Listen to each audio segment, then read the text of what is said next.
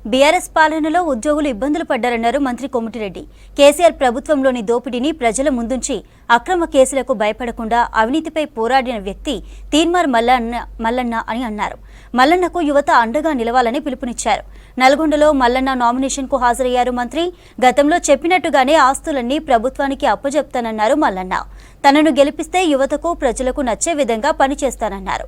ఆదర్శవంతమైన నీతివంతమైన పాలన కోసం తనను గెలిపించాలని కోరారు మల్లన్న. అప్పుడున్న కేసీఆర్ ప్రభుత్వం దోపిడీ పాలనకు వ్యతిరేకంగా నిరుద్యోగులకు అండగా ఉంటూ ఎక్కడ ఏ సమస్య ఉన్నా ఎవరు ప్రభుత్వంలో ఉన్న అధికార పార్టీ నాయకులు కానీ అధికారులు దోచుకున్న ప్రజల ముందుకు కళ్ళకు తీసుకొచ్చి వాళ్ళకు అండగా ఉన్న తీన్మార్ మల్లన్నని ఈసారి కాంగ్రెస్ పార్టీ అభ్యర్థిగా ముఖ్యమంత్రి గారి సహకారంతో మేమందరం మంత్రులం ఎమ్మెల్యేలం ప్రజలందరికీ పార్టీలకు అతీతంగా వ్యక్తి చేస్తున్నా.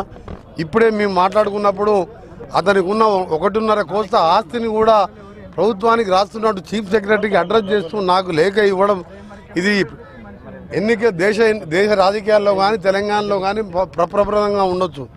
భార్య ప్రభుత్వ ఉద్యోగి, ఆయన ప్రజల కోసం పోరాటం చేసే వ్యక్తి, ఎన్ని కేసులు పెట్టినా భయపడని వ్యక్తి ఈరోజు అధికార పార్టీ అభ్యర్థిగా నాకు ఈ ఆస్తులు వద్దు ప్రజలకు సేవ చేస్తానని చెప్పి ఎమ్మెల్సీగా తనకున్న ఆస్తిని ప్రభుత్వానికి రాసియడం నిజంగా హర్షించదగ్గ విషయం. ఈ సందర్భంగా మా మల్లన్నని మనస్ఫూర్తిగా అభినందిస్తూ మంచి మెజార్టీతో, ఎంత మెజార్టీ అంటే మొదటి ఓటుతోనే, రెండో ఓటుకుండా మొదటి ఓటుతోనే 1,00,000 పైన ఓటుతో మెజార్టీ గెలిపిస్తారని కూడా మాకు నమ్మకం ఉంది.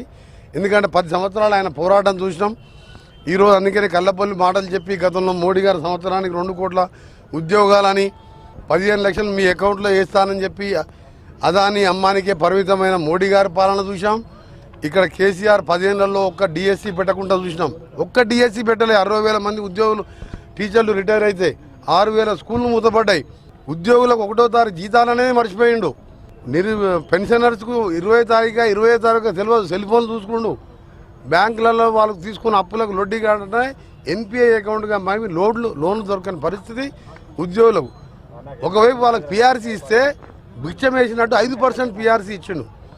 మా ప్రభుత్వం మైనస్ 3,900 కోట్లతో మాకు అప్పచెప్తే ఆ రోజు తెలంగాణ ఇచ్చినప్పుడు 16,000 కోట్ల మిగిలి బడ్జెట్ ఉంటే 7 లక్షల కోట్లు అప్పే కాదు మాకు అప్పచెప్పినప్పుడు 3,900 కూడా మైనస్ 26,000 కోట్ల బ్యాంకుల అప్పులు తీర్చుకుంటూ ఇవాళ మేము చేసే పథకాలు జీరో బిల్లు కానీ, ఆర్టీసీ ఉచితంగా రోజు 15 కోట్ల భారం కానివ్వండి మహిళలకు, ఇంకా 500 రూపాయల సిలిండర్ కానివ్వండి, 2 లక్షల రుణమాఫీ ఆగస్టు 15 లోపు కానివ్వండి, ప్లాన్ ప్రకారం చేస్తున్నాం. తప్పకుండా చెప్పింది కాంగ్రెస్ పార్టీ ఆ రోజు ఇందిరమ్మలాగా ఆలోచించే ఉపాధి హామీ తీసుకొస్తే ఇవాళ భూమి లేని నిరుపేదలు 2 పూటలు అన్నం తింటున్నారు.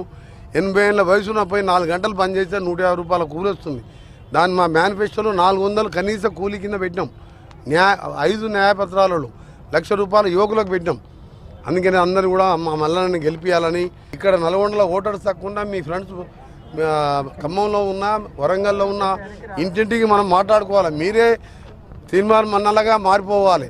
నేను కూడా ఖమ్మం జిల్లా ఇన్ఛార్జ్ మినిస్టర్గా ఖమ్మంతో పాటు నల్గొండతో పాటు గతంలో ఎంపీగా జనగామ వరంగల్లో ఉన్న పరిచయాలతో పాటు నేను కూడా తిరుగుతాం.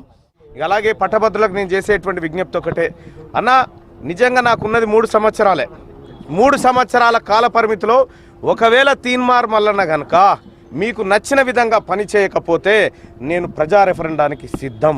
ఒకవేళ మీరు కనుక తీన్మార్ మల్లన్న నువ్వు మా ఆకాంక్షలకు అనుగుణంగా పని చేయలేదు అంటే వెంటనే రాజీనామా చేసి మీ కాళ్ళ దగ్గర పెట్టుకోవడానికి నేను సిద్ధంగా ఉన్నా.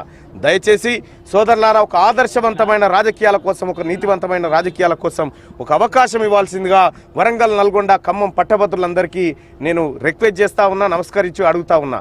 ఇక అలాగే ఉద్యోగస్తులకు కానీ, నిరుద్యోగులకు కానీ, టీచర్లకు కానీ, అలాగే వివిధ సమస్యలతో ఉన్నటువంటి ఉద్యోగులకు కానీ నాది బాధ్యత.